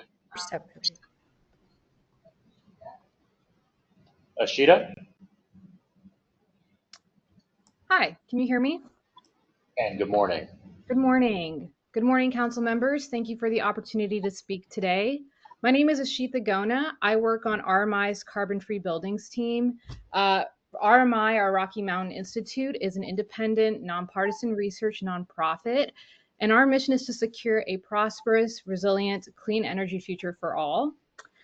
We also work with businesses, policymakers, and communities to scale renewable energy solutions and to boost access to affordable energy, clean energy. I want to speak today in support of progress on the heating fuel provider reporting program that MDE presented today and emphasize the role of the clean heat rules in reducing air pollution, improving health outcomes, and achieving state climate goals. In Maryland, NOx pollution from buildings, like was mentioned earlier, is more than 3 times that of all Maryland power plants, with $1.3 billion in health and economic impacts and hundreds of premature deaths annually, according to researchers at the Harvard Chan School for Public Health. And as we all know, the Baltimore area is of particular concern as it's been out of attainment with federal air quality standards for more than 3 decades. Reducing the use of fossil fuels in buildings through electrification is a key tool Maryland has to improve air quality and public health. There are other co-benefits as well. MDE and the Maryland Commission on Climate Change have established that a highly electrified building sector is the most affordable path to achieve greenhouse gas emission reduction goals. The clean heat rules that are being pursued by MDE are key policies to increase access and affordability for clean electric equipment for Marylanders. The policies provide important market signals to supply chain actors like contractors, plumbers, electricians, appliance distributors, appliance manufacturers, and really give them a timeline of which to expect demand growth or waning for various heating equipment. And the reporting program presented by MDE is an important first step. These policies are also part of a broader suite of electrification policies that increase consumer accessibility and affordability. This includes incentives, financing, and workforce development efforts. So the combination of these policies, the clean heat rules included, really elevate Maryland's ability to make a planned building energy transition. So to wrap up, we commend Maryland on the release of the reporting program and encourage further action on the clean heat rules to reduce air pollution and improve health outcomes. Thank you so much. Thank you, Rashida. Next up, Garrett Fitzgerald. Good morning, members of the council. My name is Garrett Fitzgerald. I'm here today representing Montgomery County. We just want to say we support the approach MDE is taking with this reporting rule. We appreciate MDE is looking to learn from reported data to inform other potential policy moves rather than just making those moves in the absence of data. This is in all of our interest. Also appreciate that MDE is already thinking about how to address data aggregation issues and trying to avoid creating harm in a competitive marketplace. We deal with this on the building energy use reporting side as well. I think MDE has a lot of experience with that, and we very much trust what they're doing. The one thing that I'll say that's sort of specific to counties, we're actually very hopeful that the county level sector specific aggregated data will be available to counties also and not sort of exclusively held by MDE. We manage a couple of local programs with county funds over here in Montgomery County where we offer financial incentives and other support to help property owners make building energy upgrades to their own properties totally on a voluntary basis. Having a general sense of how much fuel of different types is used by different building types would be very helpful to us as we think about program design and we think about allocating resources to help different kinds of buildings make these different kinds of energy upgrades, because we're talking about very different kinds of situations here. So very hopeful that as much detail will be available to us as possible, respecting that surely will not be provider specific or building specific data, but we think that aggregated county level broken out by sector seems like a good approach, and even that would actually be quite useful for our program planning. So thank you for your time. Garrett, thank you. Chris, did you want to address that? Will that information be available to the counties? I think I think we've got a lot of potential issues that were brought up, and so I defer to you on what order to take them as the chair. I think this one. That was all I was looking for. Okay. I mean, we can certainly, so we don't have plans to proactively publish county level data. We know that in the greenhouse gas inventory, that's statewide. So to the extent this data is informing that, that'll be a statewide number with whatever supporting information is necessary in the underlying spreadsheets. I'm sure you have all looked at our greenhouse gas inventories many times and you've seen there's a big multi-tab spreadsheet. I think we can certainly, make the data available at the county level. I think to the extent that this reporting rule is then informing a subsequent standard, you'll recall that we've been talking about a clean heat standard itself. I think there are questions that would be answered in that process about what's the reporting necessary for that standard. And we aren't there yet. So I think that can be a continued conversation as we develop that program, right? If we are reporting every year, here's what the clean heat standard did. There are questions about the level of data that we would report in that standard. That standard not having been written yet, I think we can continue to explore that. But in terms of making aggregated county level by sector data available to the counties themselves, I think that'd be easy to do. And then it's a question of whether it would make sense to proactively do a report on that topic. I think it would depend on the interest that we receive from different actors, as well as what steps we would have to take to protect confidential business information. I think my hunch is that for a large county like Montgomery County, there wouldn't be too much concern there. But it may be a different question for some of the smaller counties. So sorry, that's not a particularly short answer. I think the short answer to Garrett is that, yeah, I'm sure we would be able to provide information that's helpful to Montgomery County. That's good. And it looks like maybe there's one more, and I'm going to give this a chance. Scott Waitlevich. Am I even close? You are close. Can you hear me? Thank you, Scott. Yeah, it's thank you for the attempt. Yes, my name is Scott Waitlevich, and I'm here representing the Maryland Coalition for Inclusive Energy Solutions. As been referenced, we did issue the letter of concern to the council and appreciate their review of it. I just wanted to highlight some of our major concerns. That this proposed regulation will just increase energy costs for Marylanders at a time when the General Assembly and Governor Moore are trying to limit costs. We are unaware of any specific mandate requiring this reporting regulation to be implemented. The greenhouse gas inventories has been referenced, have been done for numerous years without this type of information needing to be provided, and we think the additional cost burdens make it problematic to implement it at this point in time. I know Dr. Rzole referenced, an economic impact analysis dealing with the EIA form. We as stakeholders would love to be able to look at this and determine how accurate it is. We're somewhat unfamiliar with the specifics of the EIA form and then comparing it to this proposed regulation. So again, we would respectfully request the council defer action on this proposed reg pending further review. Thank you. Thank you, Scott. Pardon me, but I have one more comment to read that we received online. Okay, please. Okay. This is from Jose Coronado Flores. It's Honorable Air Quality Control Advisory Council. My name is Jose Coronado Flores. I am a consultant with the Maryland Energy Foundation and a renewable energy professional. I am submitting supportive comments for the draft heating fuel providers reporting regulations. These regulations are critical for the state to create an accurate inventory of combustible heating fuels in order for the department and state to reach their greenhouse gas emissions on the timeline set by the Climate Solutions Now Act. The draft regulations comprehensive list of heating fuels is expansive and no further exemptions should be granted. These regulations also build upon reporting that is already required by the Public Service Commission and is anticipated to have minimal impact on heating fuel providers.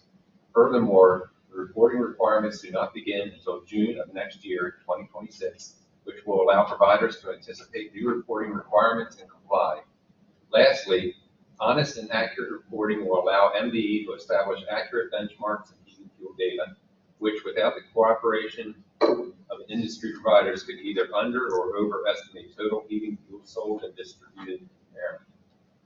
Not having accurate data could certainly negatively impact businesses who are complying by creating total state figures that might result in over-regulating heating fuel providers in the near future. Undercounting heating fuel distribution could also result in the false meeting of goals set by the state. In total, these heating fuel provider reporting draft regulations will help our state understand and precisely measure combustible sources of heat, which will aid in crafting fair and meaningful policies and regulations as CSNA timeline goals approach. It will also offer the renewable energy heating fuel equipment providers an accurate picture of Maryland's transitional landscape. Thank you for the opportunity to comment. Thank you, Randy. All right, last call, public comment. Okay. Go ahead. Can we, so are we going to get a chance to discuss or ask? I'm going to move to the, I think, unless you have items, Chris, that you'd like to address in response to what the public has said, I'm inclined to move to the council and have the council ask for any follow-ups that it has of anybody as part of the discussion. Is that all right? I think that makes sense. Okay. Ben? Great. So just as a matter of process, is it generally the case that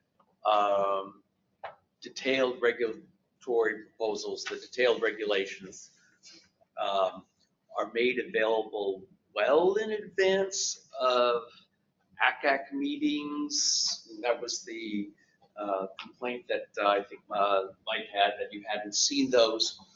Are they usually available, or is it usually the case that the finals are something that nobody gets to see until immediately before the meeting? Right. I think it depends on the regulation. So what's required is that we propose a regulation and we take public comment on that regulation. We publish it in the Maryland Register. We have a formal docket, formal hearing, all of that. That's what's legally required. And then we have this AQCAC process, which is unique in Maryland, where before we do that, we bring a regulatory package and text to you all, and that's sort of an additional step before the legal process where we're formally taking public comment. As a matter of practice, we do stakeholdering before we bring a rule to you. The amount of that depends on the size and complexity of the rule. As Zach mentioned, we did lots and lots of stakeholdering about this. We ended up with a very short, the team did commendable work. This is one of those cases where your regulation is shorter than your fact sheet in your package today. And the regulation was very short. So our presentations, for example, included pages and pages of this regulation that were simply a PowerPoint slide, right? The fourth page of this regulation is a table of covered fuels. That's just a PowerPoint slide. So in this case, it was brought in PowerPoint form. So whether we take a full regulatory draft out for rounds of pre-AQCAC public comment depends largely on the size and complexity of the regulation. So there's not, this hasn't been contrary to precedent or process that we generally followed in the past. And the other question I have, in terms of how the details that were sent to us at the end of last week, does that differ in any you would consider substantive way from what's been discussed generally and presented to the public before? I'll say that I definitely support the general idea. Are there specific, are there some specifics that, that you think might differ or variance with what's been presented public before that we might want to have considered more detail? Make sure I understand the question. Is the reg that was sent 2 weeks ago different from what we presented, perhaps? In any substantive way, something more detailed, or any of the details do you think materially important? Which is the team, anything? And of course, the stakeholders should judge that for themselves eventually, and will get a chance in this in the adoption process. But that's great. Yeah. So each section in the regulation, we had a PowerPoint slide about each section in the regulation as it appears in the front. So we took the regulation and we turned it into PowerPoint form with bullet points about what's covered in the regulation. So, and we can always pull it up if you really want, but it's shared on our YouTube page, the actual presentation with each of those kind of sections as they align. So it's more, the PowerPoint might have it as a question: who is a heating fuel reporting? Who is a covered heating? Who is a heating fuel provider? Question, right? That's might be the title we put in there. So it says, instead in the regulation it says heating fuel providers. There's some differences, but not substantive.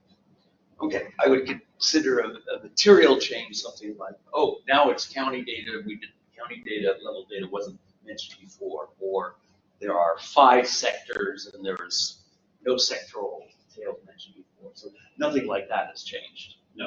Okay. That hasn't changed. The estimation that you asked about, we presented that as well in the presentation to the providers. If you don't report. The hours per form. No, if you don't report, the department may estimate like that. We didn't put it in this presentation, but we did provide it to the committee. Which wouldn't affect the workflow for them. Okay. See a question or And Dr. Hobbs, just in order of practice, when the department, we typically try to get out our regulations to the council 2 weeks prior to our meeting. And things in the past, we've had changes that have occurred in that interim period. We would always do our best ability, try to get those changes sent out in a red line format, where we were to what had changed to the council prior, or at a bare minimum, it would be displayed up on the screen. It would show you what had changed. But we try to keep that obviously at a minimum. Right. Things can move fast though. I never do that. Thank you.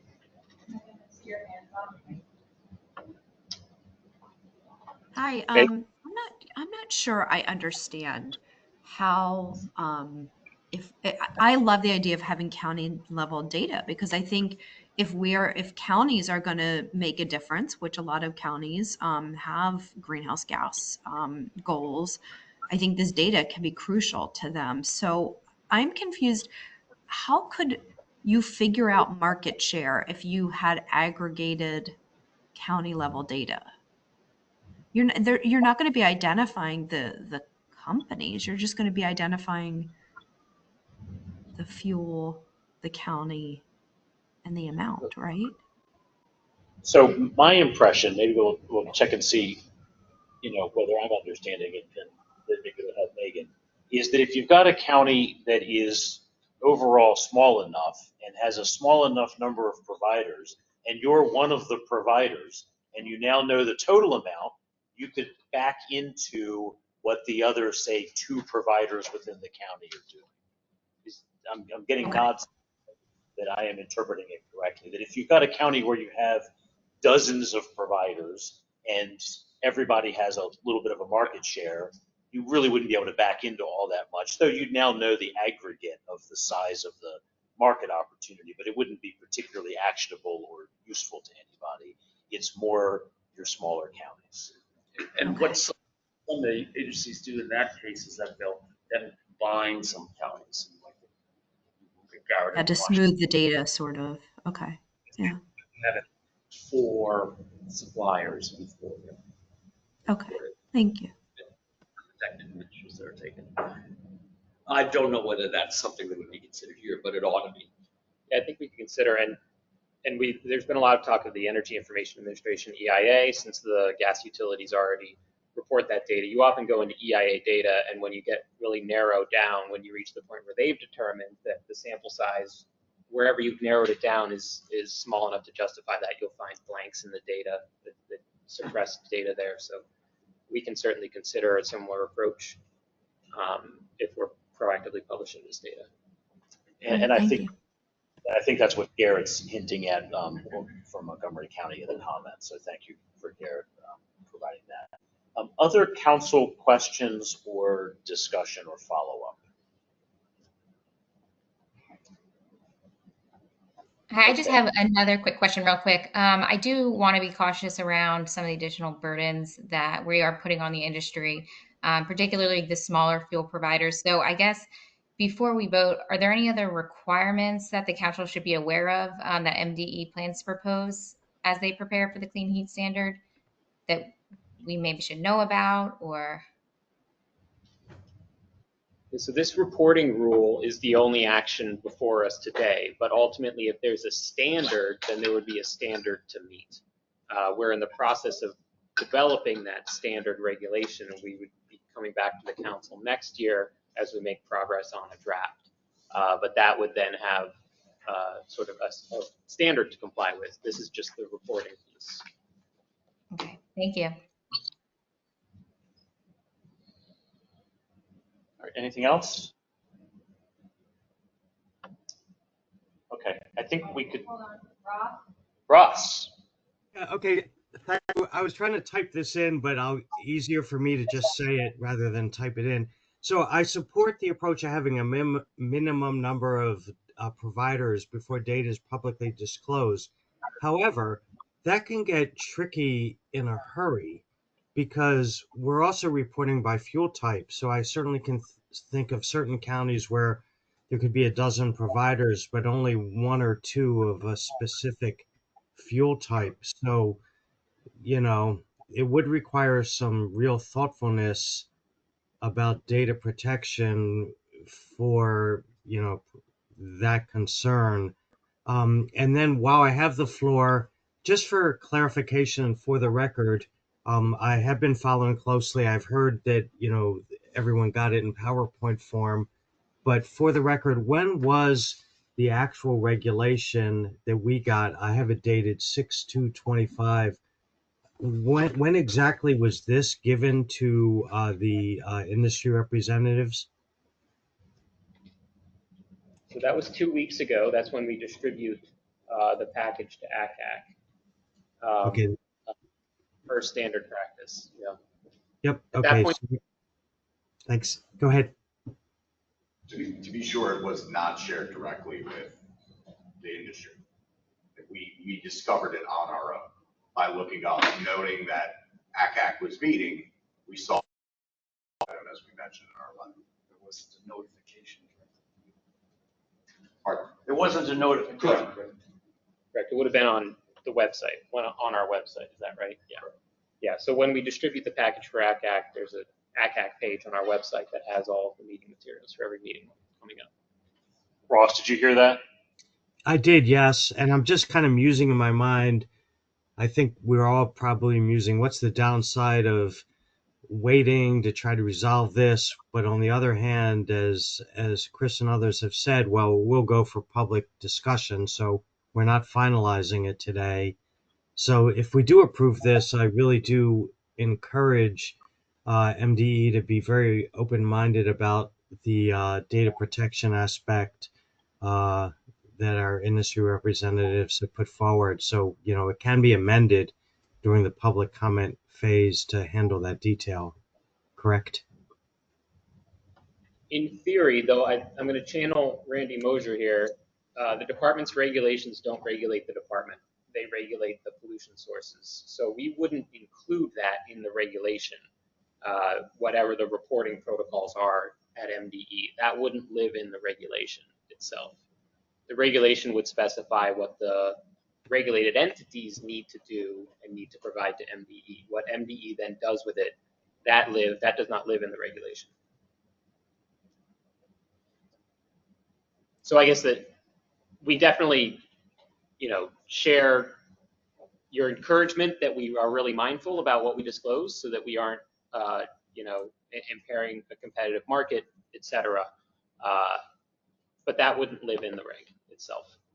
And Chris, maybe just as an example of that with our BEPS forms, when someone submits a form to us for BEPS, there is a disclosure statement at the bottom that it's not in the regulation, but it's providing through our lawyers the kind of layout of how this is all kind of what data is available and the information about the Public Information Act, our version of FOIA. So that's an example of not in the regulation, but as we implement the program, it gets amended to a form that is being submitted. Or the instructions that go to it.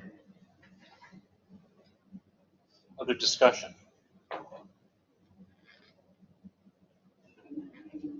Okay, Megan has indicated that she has to run, but thank you, Megan, votes in favor. I think we are at the point where we ought to try to get something done here. There are different things that the council could do. The council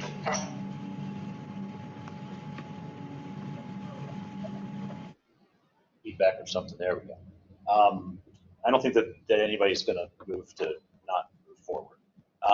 One could vote to delay this, or one can vote to approve it. I think that from what I've heard, if we're moving to approve it, it's with the clear communication to the department that it should memorialize, outside of the regs, but still memorialize how it intends to protect this information. Whether that's in a fact sheet, whether that's in something else that memorializes it, that it's important that we reassure the industry that the department has heard these concerns, and notwithstanding the fact that it's not in the regulations, the department nonetheless intends to abide by that and to to make sure that it's informed by the industry as to what those parameters should be. So, does somebody want to make a motion to do something? Yeah, we got move the AQCAC. Sorry, how would it be phrased?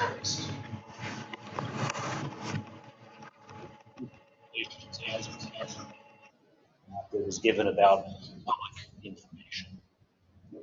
And you could say so moved. So moved. Excellent. Does somebody have a second? Second. I second. Is there any further discussion by the council on the motion that's been made? Hearing none, all those in favor? Aye. Aye. Aye. All those abstaining? I believe that with Megan's vote before, we definitely had her here. We probably have moved that forward. I'll rely on the staff to confirm that, and they are. Anne is asking for a comment. Anne, make sure you come off. Yeah. Yeah, I just want to say I, obviously understand the reporting requirements and the reasoning behind it. I still remain concerned that the actual stakeholders did not have the actual regulations before we voted. So I hope in the future, it sounds like you guys did everything right in terms of meeting with stakeholders, engaging with them. It was just that last step that they didn't actually receive the information. So I hope in the future there will be an effort to do that so that we're not put in a situation where we have stakeholders coming to us saying that they did not have certain information. But again, I appreciate all your efforts because it is apparent, you guys, when we're meeting with the different stakeholders trying to seek feedback. I see notes being scribbled down, Anne, so I think that you have been heard, and I think that that's a good suggestion. Okay, I think that we are finished with that item, and we're ready to move on to the briefings. Great. Thank you so much to the council for your recommendation and direction on those action items. So we will move to the briefing items, starting with an update on our climate change initiatives. Mark Stewart and Zach, or just Mark Stewart? Okay. Good morning, everybody. Mark Stewart, Climate Change Program Manager, with a quick update, which has largely been touched on through the public comments, interestingly. As a reminder, we're developing clean heat, or Carolyn, are you telling me to move? You can see the my big head just blocking everything. Thanks for the subtle. Yeah. Thank you, Wes. Yeah.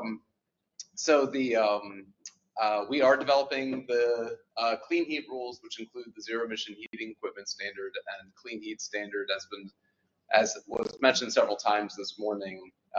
This reporting program that you're endorsing is the first piece of a clean heat standard.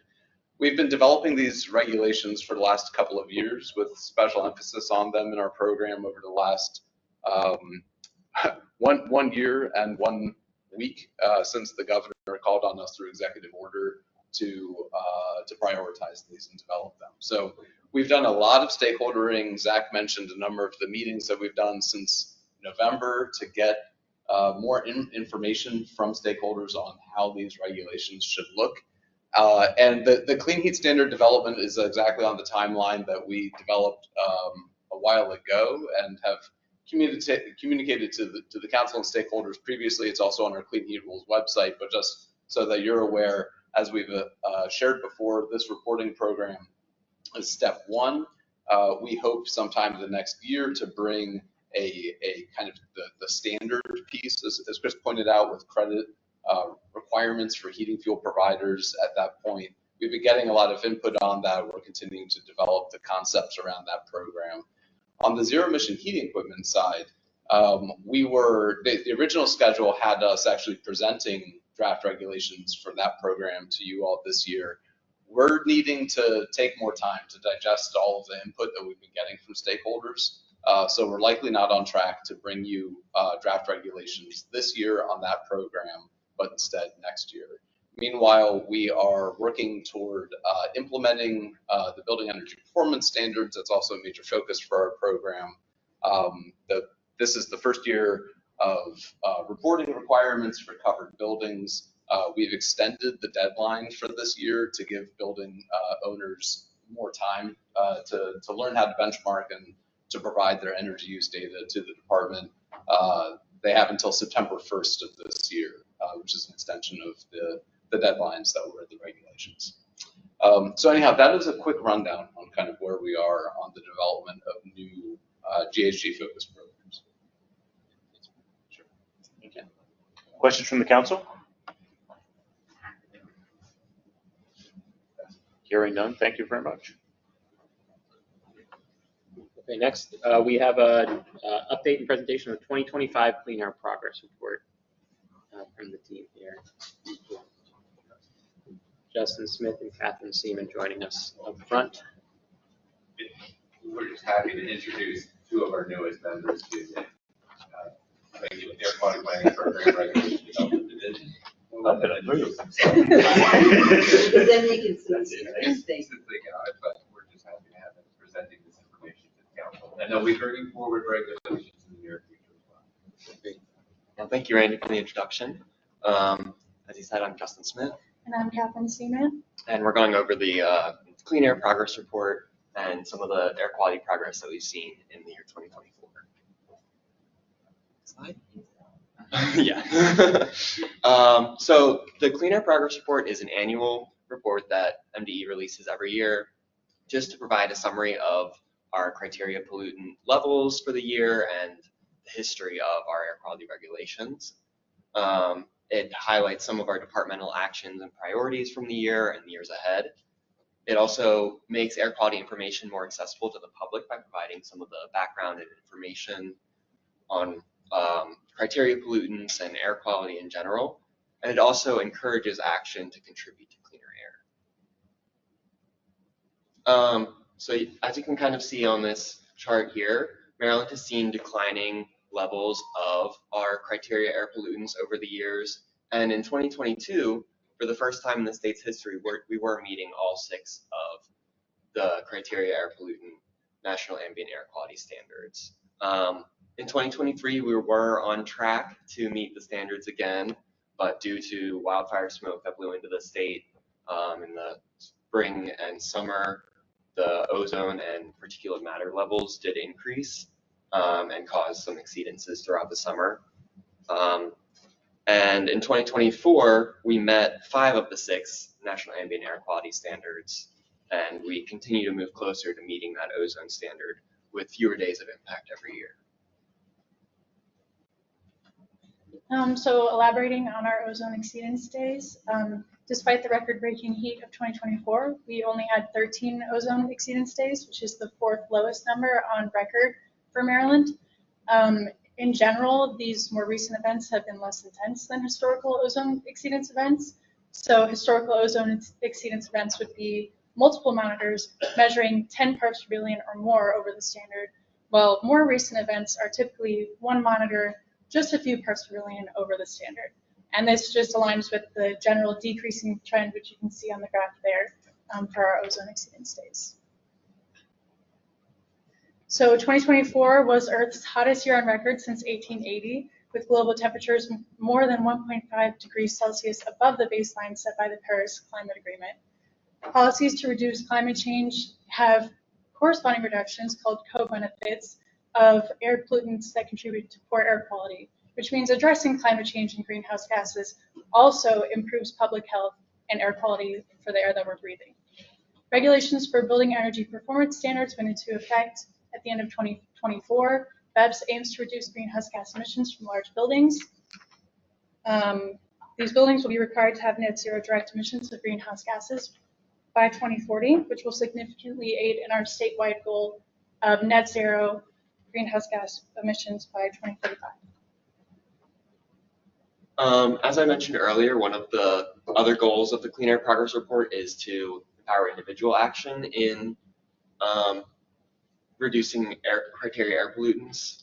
And so one of the examples from our Clean Air Progress Report was creating some graphics with things that individual people can do in different areas of their lives. So this is our transportation, some tips pulled from some of our other information that we provide to the general public. We also have changes that they can make in their home life and in their lawn and garden routines. And then if you can go to the next slide, if it'll load. MDE has also been building relationships through communities with more outreach and more informational sessions to encourage that communities are well informed about air quality and about regulations that are coming into effect. So some recent initiatives that we've had are building partnerships with Maryland universities in order to get more air quality sensors and monitors in different communities throughout the state, which also help with enhanced enforcement in overburdened communities. We also recently re-released the environmental justice screening tool, which will now be the Enviro screen, to help inform decisions on siting, permitting, and infrastructure, pulling information from multiple sources, including MDE's data on air quality.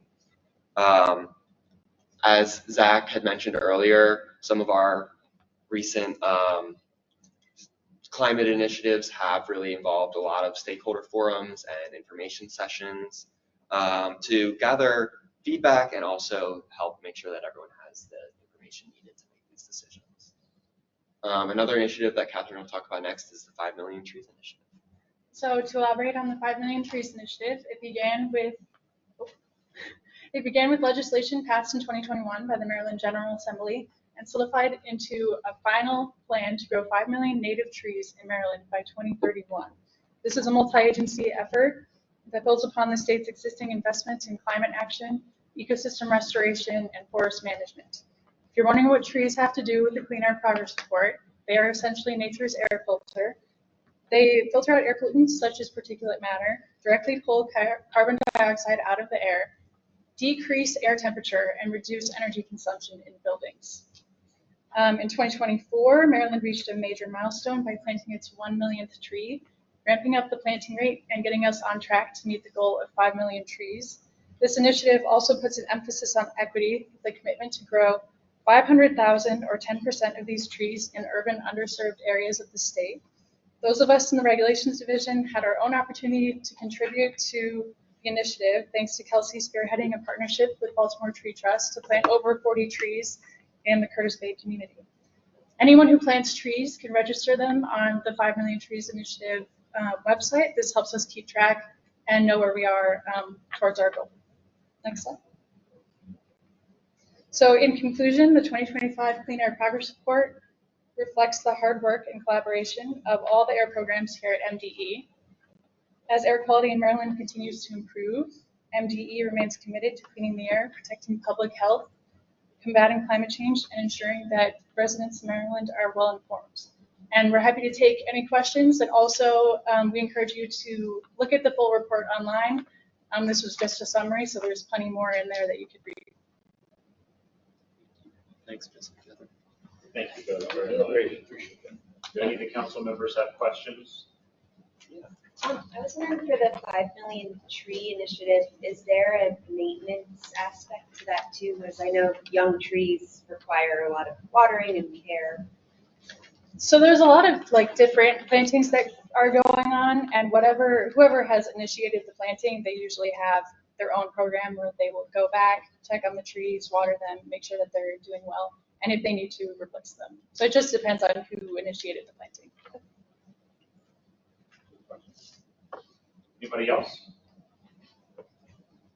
And then up next we have Joel to present some information about monitoring and those smoke events that we talked about earlier.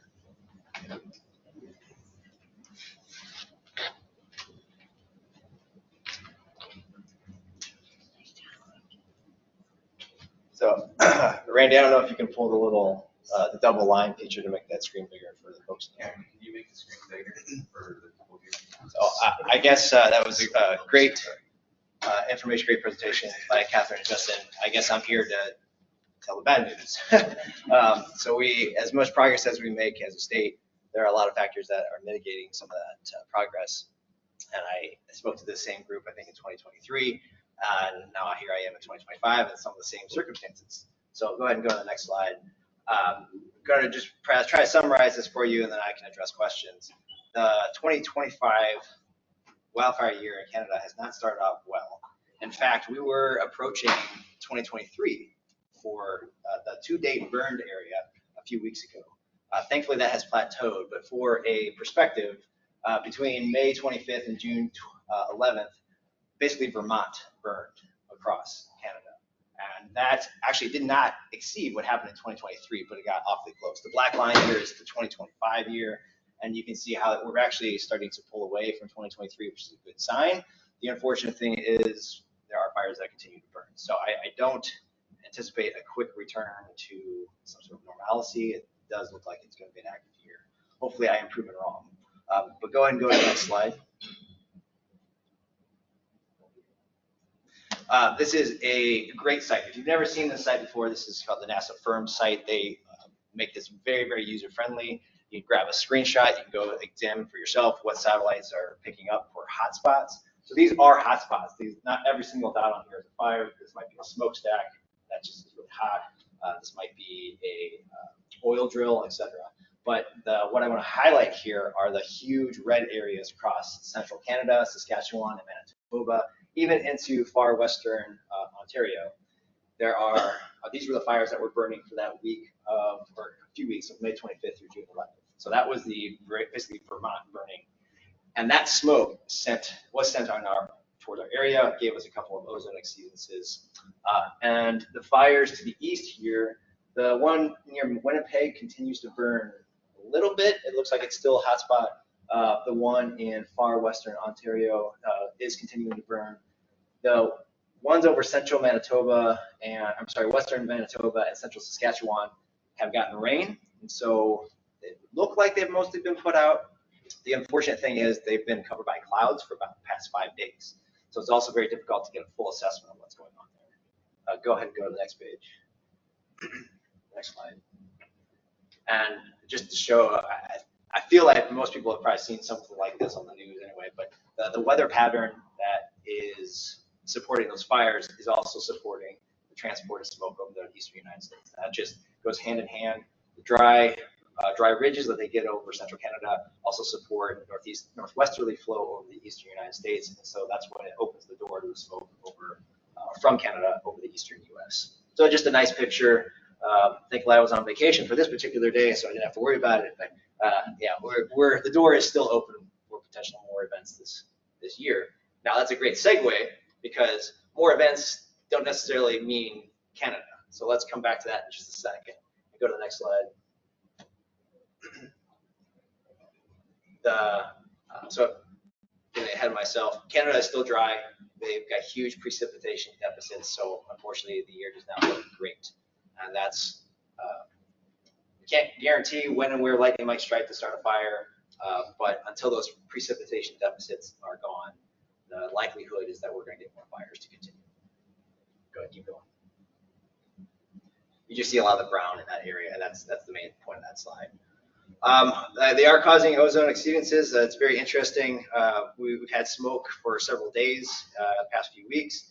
There was a 2-day event where all of a sudden it seemed like smoke activated. We had ozone all of a sudden just switch on, all the way from Chicago to New York City and to DC. It was very, very interesting chemistry type event. I would say it was NOx contributions, but it was everywhere all at once. So it seemed like the smoke just aged everywhere and just kicked on. But that's just kind of see how the urban corridor then actually influences the already dirty air to take you over the exceedance. And this goes back to what Justin and Catherine were talking about. You are augmenting the cleaner air, but you get the smoke events to come in, and now we get whatever emissions that we still do have, and you can take us over, and we get these 1 or 2 day events, or we get these spot exceedances, and then smoke makes it worse, obviously. Go ahead. And then I was getting ahead of myself, is that Canada was the problem, or so we thought, and then this weekend happened. New Jersey had a fire in Wharton, I think I'm saying that right, Wharton State Forest in New Jersey, and it sent a huge smoke plume our way. Thankfully, it wasn't an ozone exceedance, but we actually had a PM exceedance on Saturday.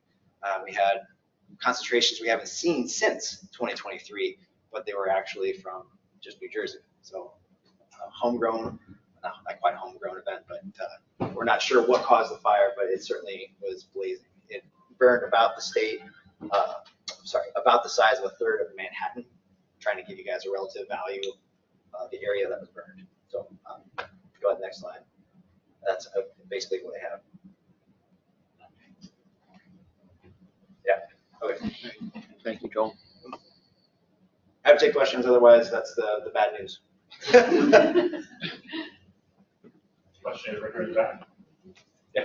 So what caused our county to get a code red yesterday? Which county are we talking about? Anne Arundel.